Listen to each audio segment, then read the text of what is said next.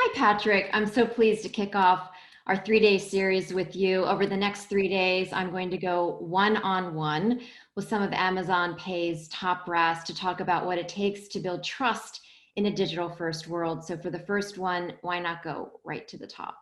So Patrick, Well, thanks so much for taking the time to spend with my me. pleasure. Always is a pleasure. Thank you It's, for having me. it's always great to get together. So let me set the context a little bit. Certainly no secret that the digital movement has been shaped by the pandemic, although truth be told, the consumer has been honing her digital chops for quite a long time, as you at Amazon and Amazon Pay know better than anyone else. But we've been talking to consumers, US consumers, since about March the 6th to get a read on their digital behaviors since the pandemic. And we've gone into the field every 3 weeks or so to kind of take the temperature to see how their habits are shifting, how they buy retail products, how they shop for groceries, how they're ordering food from restaurants. And so we're going to use some of the latest research that came out of the field in late July to ground our conversation today. So some really interesting hot data points that I'm sure, Patrick, you will have your own unique point of view to explain. Possibly, yes. I think more than possibly. All right. So let's start with the first one that I think is really interesting. So everyone wants to know, well, how many people have actually shifted digital? And we can now count those heads. According to our research, it's 114 million consumers who are now shifted digital. And when we define digital shift, we say a consumer who's done less in the physical world, more in the digital world for that same activity. So less retail shopping, more retail shopping online. And that's really consistent across all demographics. So that number is growing each and every time we go into the field, and that's consistently growing even though stores are opening and lockdowns are lifting. Consumers seem to like their digital first experiences. So first question for you: how should all retailers interpret that number? What should they do? Well, first, I think as an enabler of retailers and Amazon as a retailer itself, we can certainly attest that we see this shift. The number of people who are purchasing online from a range of merchants, small and big, has definitely increased quite materially. I think the question sometimes is posed about online versus physical, almost in opposition. Right. And I think I disagree with that opposition. The situation we see now is certainly customers exploring, maybe for a wider range of retailers, the possibility to use digital tools. And by that, I don't just mean shop online, but using tools, for instance, such as Alexa. I see this as a great opportunity for retailers.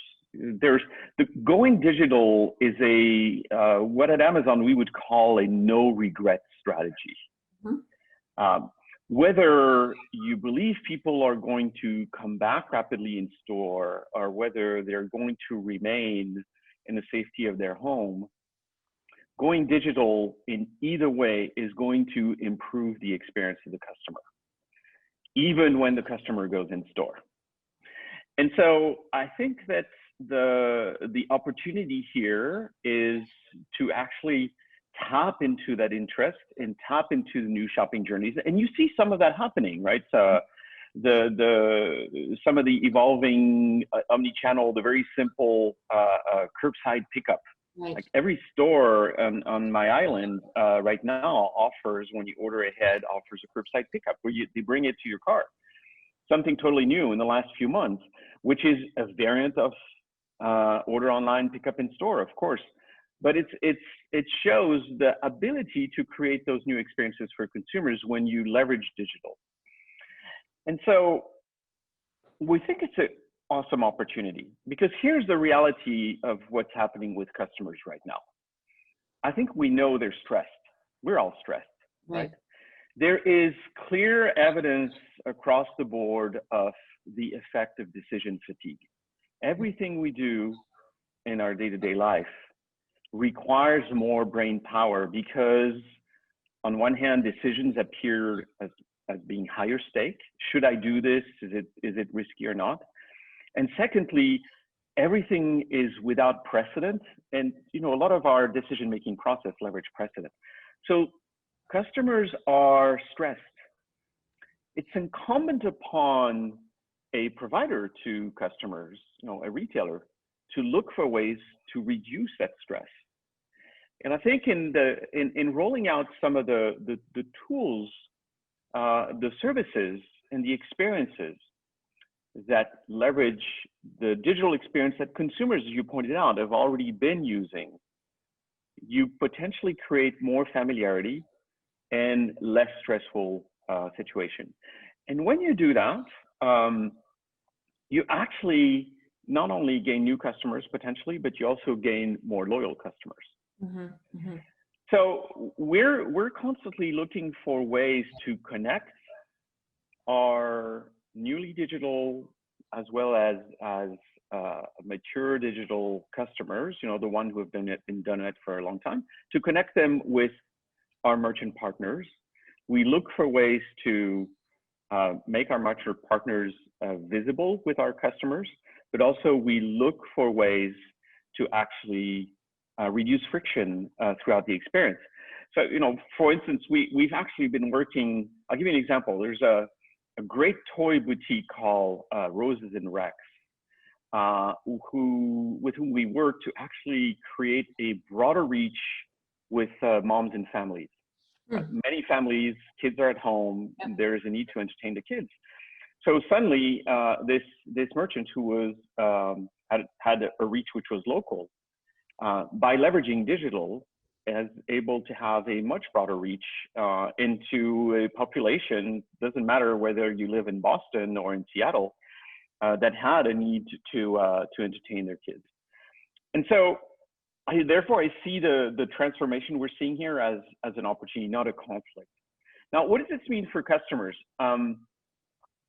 We definitely have to be attentive to what creates stress for the customer, right?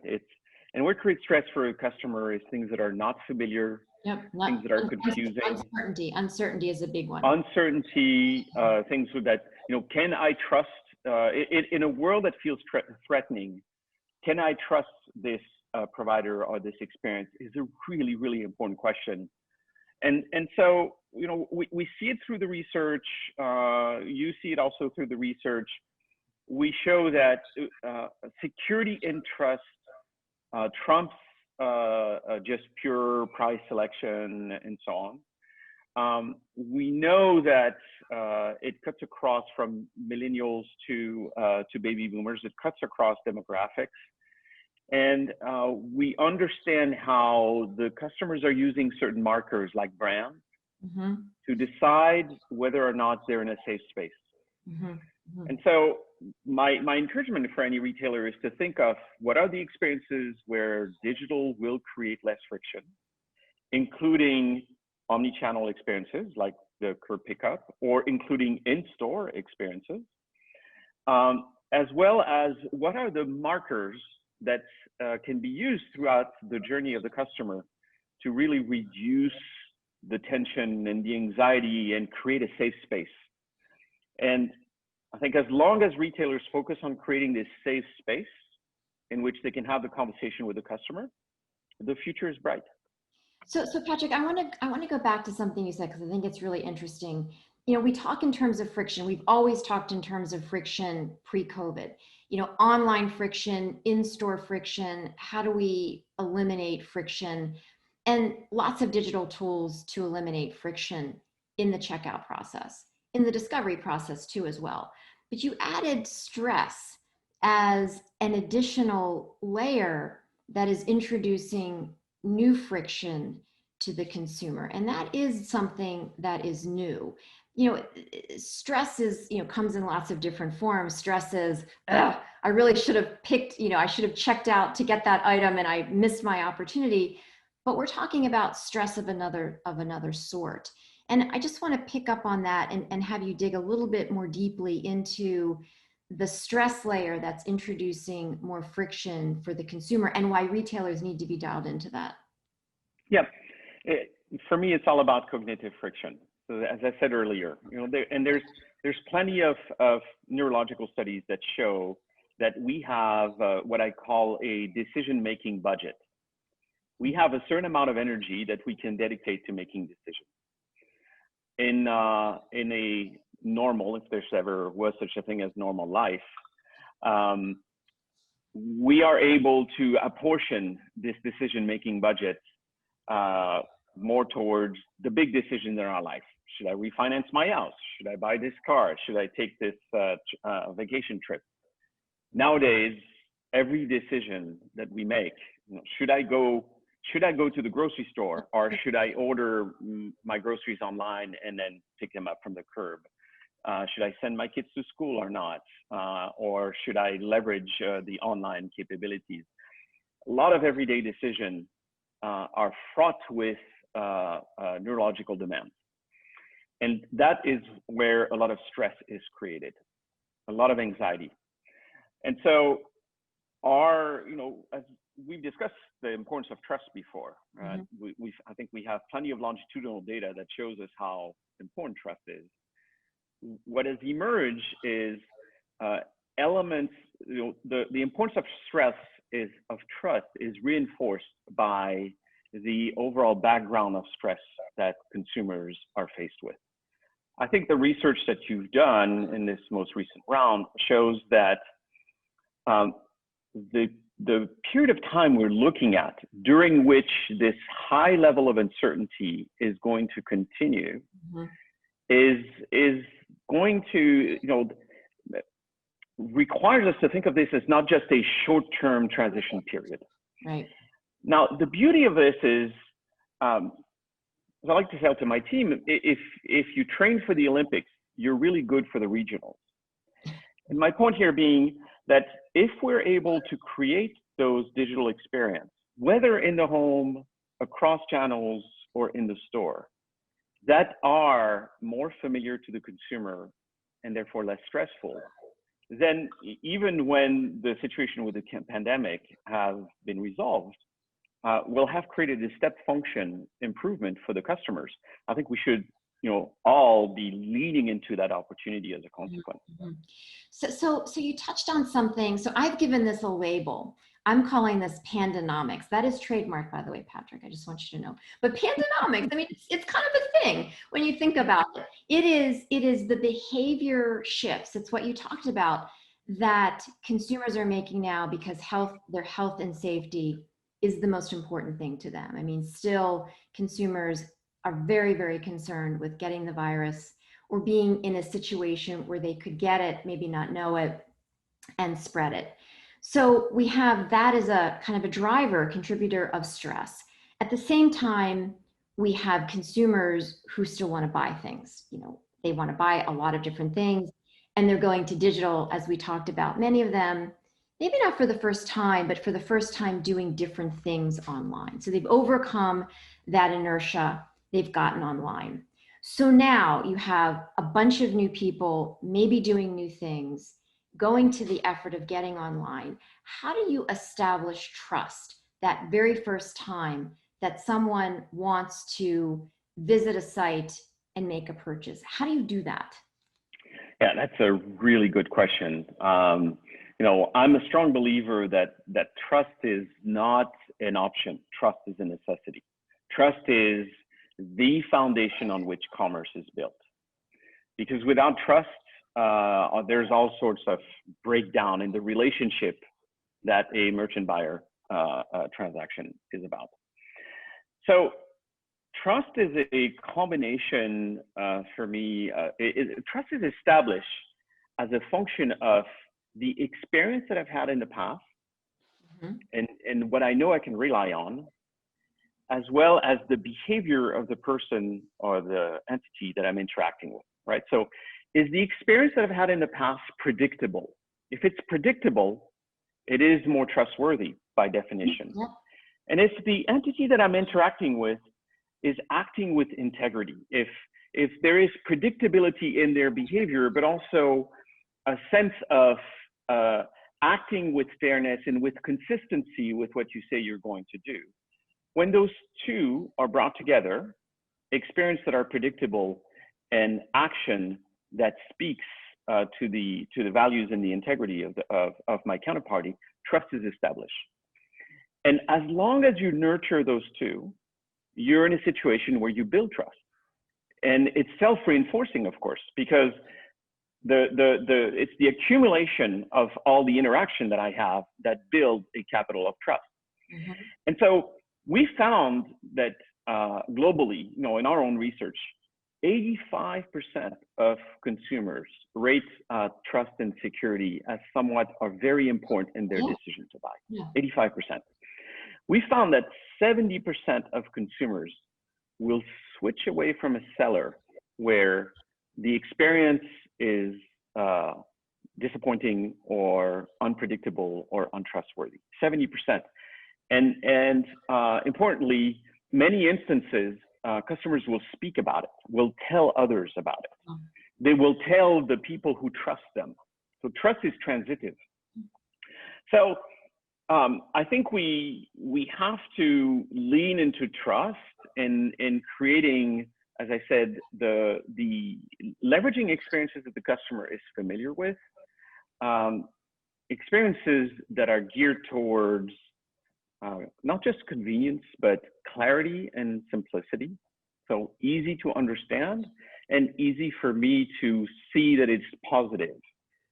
The easy to understand and easy to see that it's positive is about establishing peace of mind. And that's the precursor of trust. But hold on for a second. But suppose I'm your little toy, your toy store, and I'm sure it's a lovely toy store, and I really want to buy toys, but I've never heard of them, so I've never had the predictability of the experience.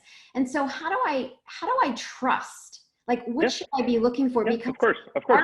So let me tell you exactly what we're doing. Let me tell you exactly what we're doing with our merchants, right? We export the experience that the customer has on Amazon. So that familiarity is one of the components. But we also export some of the protection. We tell the customers, you are protected against fraud and malfeasance, just like you are on Amazon. We use the same tool. And we also export the guarantees that the customers have. So a customer who uses Amazon Pay has the same A to Z guarantee than they have on Amazon. And so we are establishing a framework around our service that then allows the customer to be more confident in the experience. And then the cherry on the cake, in this case of the toy stores, is we even are developing discovery capabilities around Amazon Pay, where we are showcasing merchants. So if you're a customer and you trust Amazon, say, oh, Amazon is showing me this merchant.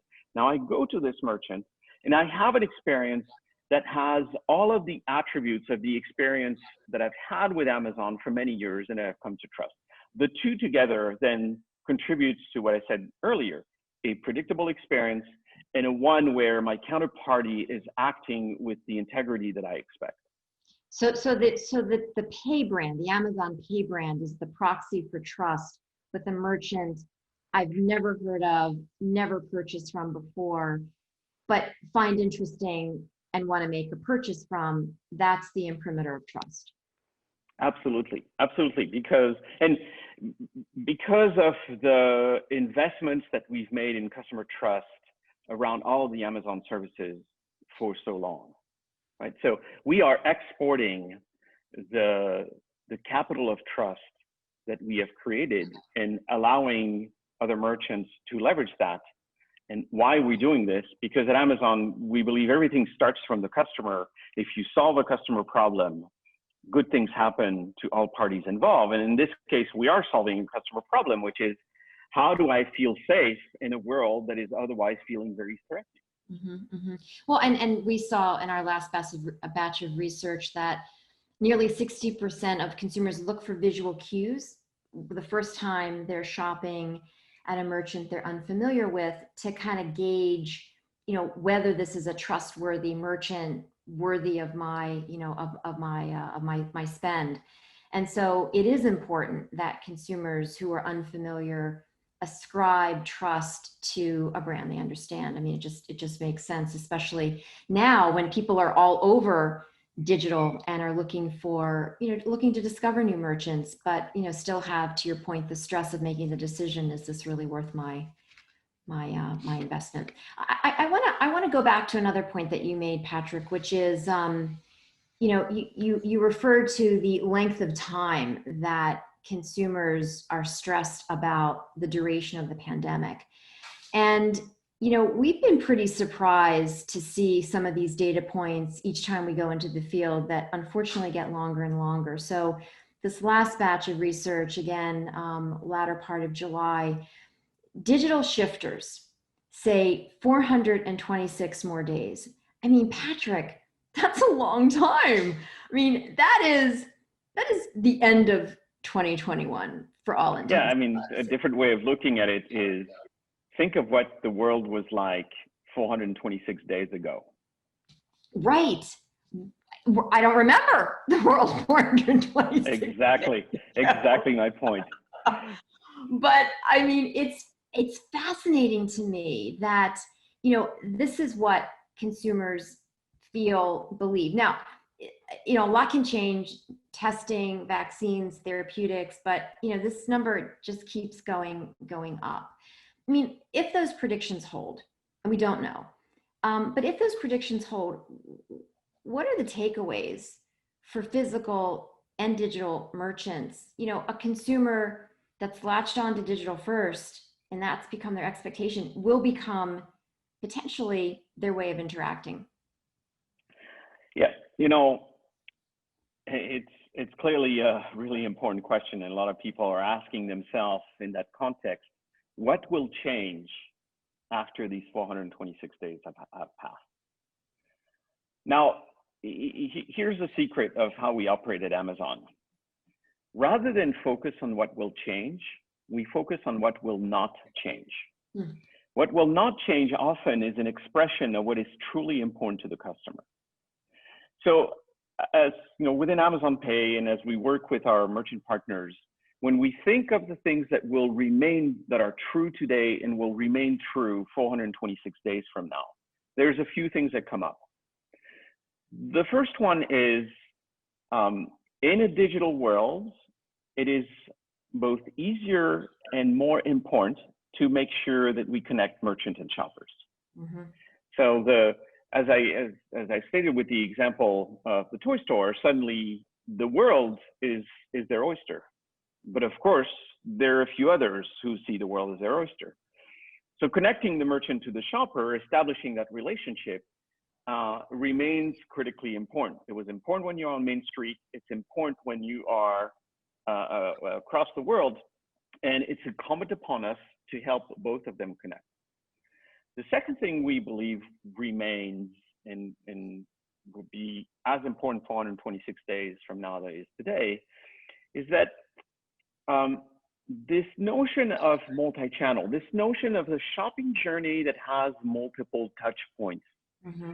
As the customers takes in stock the various attributes of selection and price and convenience of the experience, that also is going to continue. It did not start at the beginning of the pandemic. Mm-hmm. I think the pandemic has just shown customers that there are new ways, or there are ways to do more of those touch points. And we anticipate, therefore, that multi-channel is going to be the lingua franca. If it already was in many ways, but it's going to be the lingua franca of retail moving forward. Lastly, in a world that goes digital, the capacity to invent new experiences increases. And so what we see as an imperative, is what will not change in that context is the importance for a merchant to be adaptable.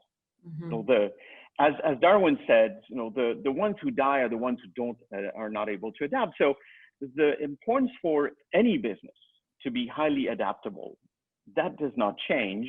What is changing is with the introduction of digital, the capacity to access innovation, maybe in ways they hadn't thought before. Yep. And we see it as one of our responsibility to bring innovation to our merchants. So let me give you a practical example of this, right? I believe that the future is touchless. I agree. Right? And this is not, yes, COVID is making people more sensitive to touching things they don't own, but let's face it, touchless is more intuitive. It's therefore more convenient, and it's more human. And so making commerce human is not a bad thing in of itself. So we're bringing all sorts of innovation to our merchant partners to enable this touchless future. You know, whether it is leveraging some of the capabilities we have in the Amazon MShop app, or leveraging voice, which, as you know, is a big area of focus for us. We think there is plenty of opportunities in this moment for merchants to experience with digital innovation in order to first enhance the customer experience in the context of what we described, but also to enhance their intrinsic ability to innovate and to adapt to new conditions. Mm-hmm. The second thing that we're focusing on is continuously removing friction points. As we said all along in this conversation, the quality of the experience, the predictability of the experience is a really important factor of trust and confidence for the customer. That does not change in 426 days. And so we're continuously focusing and working with our merchant partners on how do we remove some of those friction points. You know, how do we make a checkout process that was 3 steps into 1 step? How do we remove the requirements that I constantly identify myself if I'm reliably authenticated by somebody that trusts me? It's through these efforts that we know we're going to enable merchants to both leverage these shopping journeys that are increasingly with multiple touch points and continuously innovate so as to provide customers the experience, the quality of experience and the trusted experience that they look for. And then we wrap that with tools to connect the merchants with the buyers. When we do this, we're helping merchants. We're helping them today, we're helping them next week, next month, and in 426 days from now. So Patrick, how's that message resonating? You know, I think about so many businesses, your toy shop that probably has a storefront that needs to go online in order to, you know, get more customers, to your point. And good customers, because Amazon Prime customers pay more, they spend more, they're better, you know, they're certainly good quality leads for them. How is the message resonating? Are merchants eager to adapt? Are they enthusiastic about adopting innovation? What's the psyche of the merchant today? I would say the psyche of the merchant is torn between 2 dimensions. On one hand, the message that I express is clearly understood and embraced. That nobody says no, the world will come back to the way it was 100 years ago and everything will be fine. At the same time, so many of the tools that merchants have been using and the way they've operated has been disrupted. Right. That they're still, many of them are still finding their balance again. Now, it is very clear what the data shows is the smaller merchants, it stands to reason. The smaller merchants are moving faster up this curve of digitization, simply because they have less lift to do in order to go there. We clearly see that in terms of adoption, in terms of volume, in terms of new merchants, new transaction, new buyers.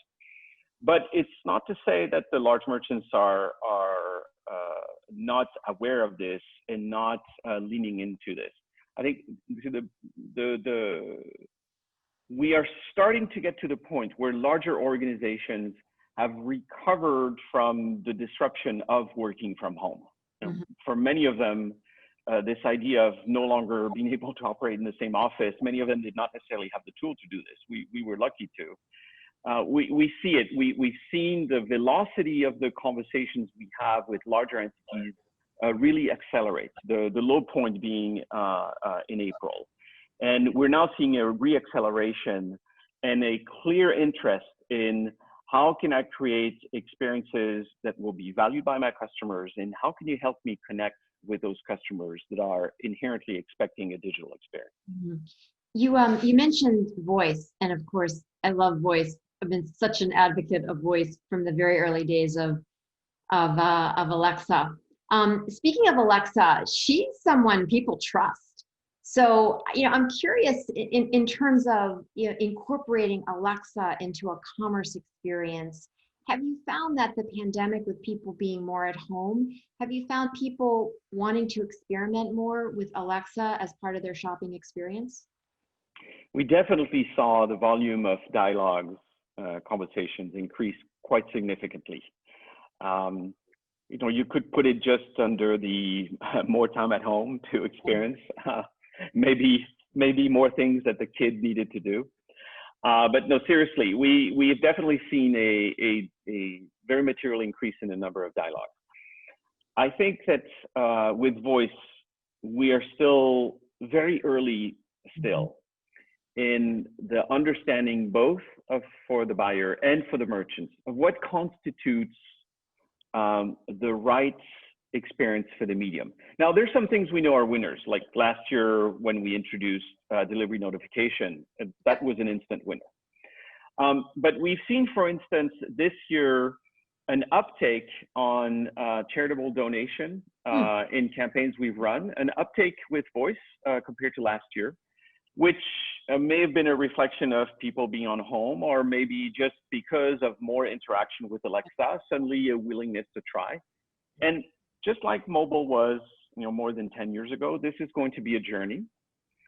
I think the time that people have spent over the last few months at home probably gave them the opportunity to try new things, but it is more than a one pandemic journey. Right. It's going to take a number of months and years, there is a flywheel in which customer gets familiar and comfortable with the new experience, and the merchants and we with Alexa, therefore, move to the next level of innovation of what Alexa can do for you, and that flywheel gradually accelerates. I am personally convinced that there's a point in the future where commerce via voice, commerce activity via voice, will overtake commerce activity via keyboard. Yeah, where that point is, if I knew for sure, I would have written a few books and launched a consultancy and maybe retired. But I nonetheless, I am convinced of that. And that conviction actually is really, we're putting wood behind that arrow. We are investing in those experiences. We are working with our merchant partners in order to find those sweet spots, and then presenting them to the customers and learning from this together, and then moving forward. Well, Patrick, it's always such a pleasure. I always get such great insights from you. And I think the thing that really struck me about our conversation was your very, very early point, which is consumers are feeling stressed. And the friction that was once associated with doing business online, shopping online, making purchases online, has another layer, which is decision stress. And I think things that can alleviate that decision stress when consumers are introduced to digital experiences and new merchants is really, really important. And as we discussed, those visual cues, those social cues that consumers see for the very first time, which is the Amazon Pay brand, helps a lot, because it's the predictability of that experience that consumers can shed the stress, eliminate the uncertainty, and get on with their business. I totally agree. And I think the record number of consumers that we've seen use Amazon Pay would seem to agree with you as well. Patrick, thanks so much for your time. Bye-bye now. My pleasure.